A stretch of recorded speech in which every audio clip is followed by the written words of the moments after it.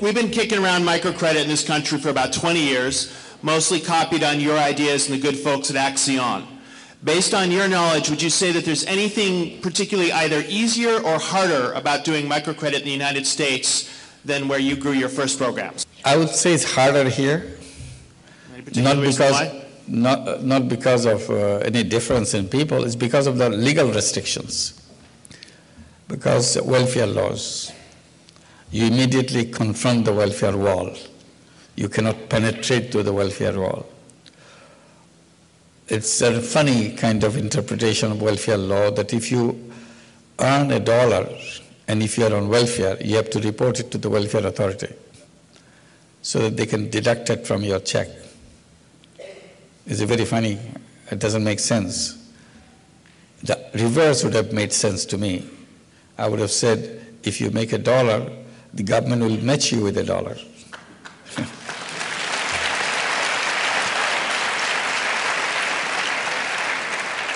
So it makes it extremely difficult to deal with the welfare law. So one of the thoughts that we have when we start hitting that wall, then that's the reason why we did it in Jackson Heights, where welfare has not penetrated yet, because these are newly arriving migrant people. So we would be dealing with the governments to give waivers or change the welfare law. It's very important that the welfare law is changed. Yeah. You discuss approaching poor women who are reluctant because they do not realize that they have the potential and the skills to become entrepreneurs. And after giving them some encouragement and showing them successful examples, then they become to realize their own potential. For the poor women out there who do not have that encouragement or do not have a successful example, what would you say to them? The real trick is find one demonstration.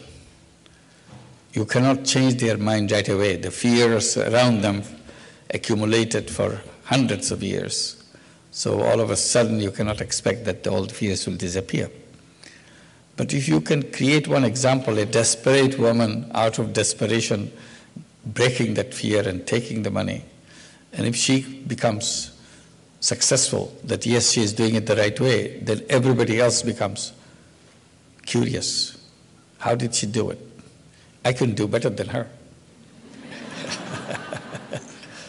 And that will be the real start. And gradually numbers will increase. And more numbers you have, it increases in an exponential way. That's what I think the best thing to do. I'm a student here at GW, and a group of us are just starting out trying to get a co-op on campus, a student-run business. And I was wondering if you have any advice for people, young people just starting out trying to make a social business, as you call it. Like yourself. Absolutely. Young people like you can start one, but if those who are not in a position to start one, design one. Designing is a mental exercise. You have all the creativity in the world at your disposal. In your thoughts, in your creative moments, you can design a social business. Just look at what the problem is. What problem is that you want to approach or solve with your social business? First, decide that point. Like I want to design a social business to make sure at least I can take 100 people out of welfare. That's the goal that I have in my social business. So I keep on designing how to do that as a business, not as, okay, I give you money, you come out of welfare. It's not like that. It has to be a business. You have to recover the cost, at the same time achieve the objective. If you can succeed in that, in the beginning it looks impossible. No, you can't do that, but it is possible. If somebody started doing microcredit in the beginning, they would say, oh, this is impossible. Now it looks like nothing. Anybody can do that. But the first time when you do it, it looks very impossible. But the fun of doing this, you overcome the impossible by designing it. And if you have designed and you have succeeded in getting 100 people out of welfare, then you have developed a miracle seed. Now you can replicate that seed. You can take out millions of people out of welfare by planting this seed as many times as you want. And that's it. Every social business starts with a small seed. So anyone can design a seed, whether you want to get the welfare people out of welfare, whether you want to take unemployed people out of unemployment, whether you want to take homeless people out of homelessness. It's all a social business.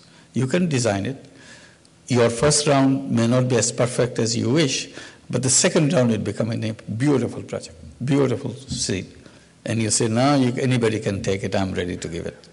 So that's the kind of thing you can do. I haven't read your books, not yet, but I was wondering if you could talk about people abusing the system and how it seems to happen so not often, and how it seems to be rare, and if you could explain why that occurs and how it occurs. Microfinance system can be abused, of course. You can say microfinance and not do microfinance. You put the level on top, microfinance. For example, by microfinance, we mean that it should not be dependent on collateral.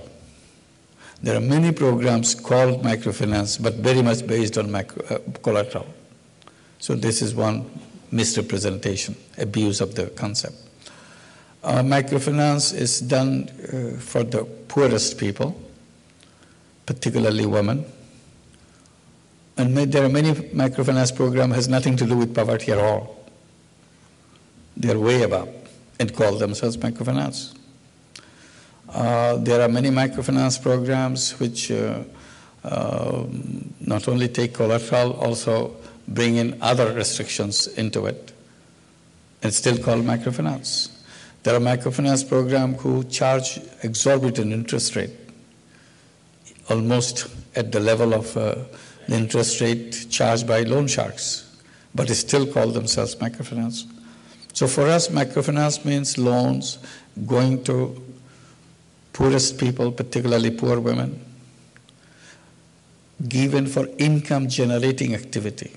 There are many quote-unquote microfinance programs which are giving loans for buying refrigerators, buying television set, buying whatever consumer good. They sell consumer goods and bring the microfinance to finance it. That's not microfinance. Microfinance is about giving loans for income-generating activity. So there are many ways it's violated. So we have to be clear what we mean by microfinance.